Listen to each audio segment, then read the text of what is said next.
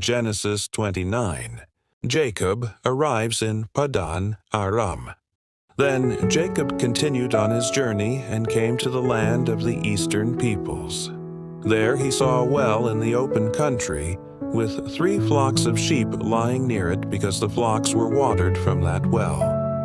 The stone over the mouth of the well was large. When all the flocks were gathered there, the shepherds would roll the stone away from the well's mouth and water the sheep. Then they would return the stone to its place over the mouth of the well.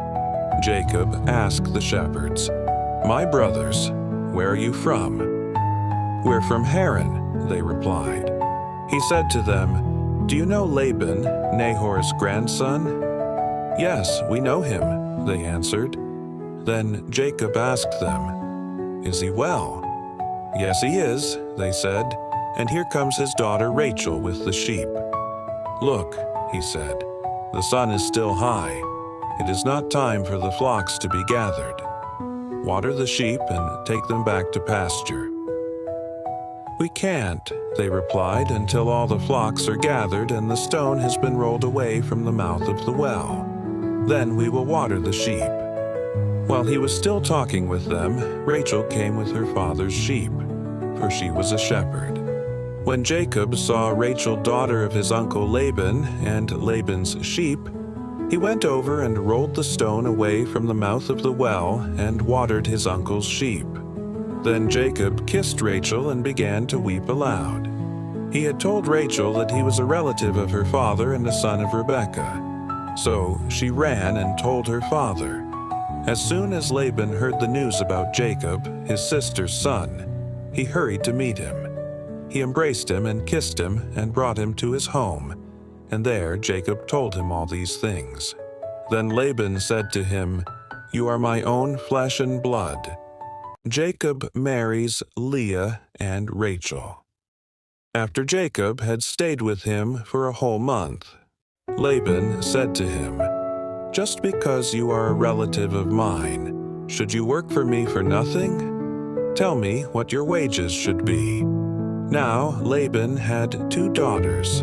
The name of the older was Leah, and the name of the younger was Rachel. Leah had weak eyes, but Rachel had a lovely figure and was beautiful. Jacob was in love with Rachel and said, "I'll work for you 7 years in return for your younger daughter Rachel." Laban said, "It's better that I give her to you than to some other man. Stay here with me." So Jacob served 7 years to get Rachel, but they seemed like only a few days to him because of his love for her. Then Jacob said to Laban, "Give me my wife. My time is completed and I want to make love to her." So Laban brought together all the people of the place and gave a feast. But when evening came, he took his daughter Leah and brought her to Jacob, and Jacob made love to her. And Laban gave his servant Zilpah to his daughter as her attendant. When morning came, there was Leah. So Jacob said to Laban, "What is this you have done to me? I served you for Rachel, didn't I? Why have you deceived me?" Laban replied, "It is not our custom here to give the younger daughter in marriage before the older one. Finish this daughter's bridal week. Then we will give you the younger one also, in return for another 7 years of work." And Jacob did so. He finished the week with Leah, and then Laban gave him his daughter Rachel to be his wife.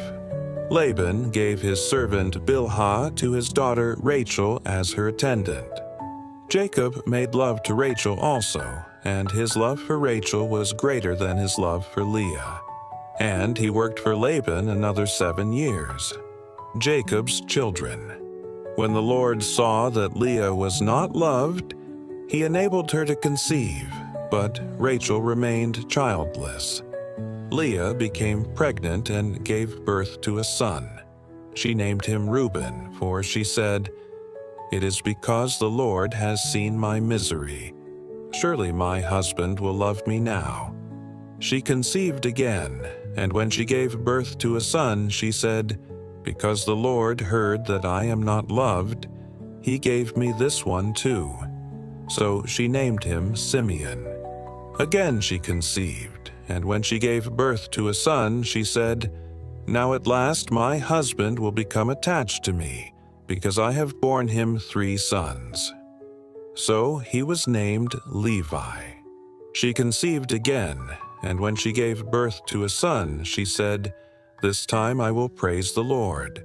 So she named him Judah. Then she stopped having children.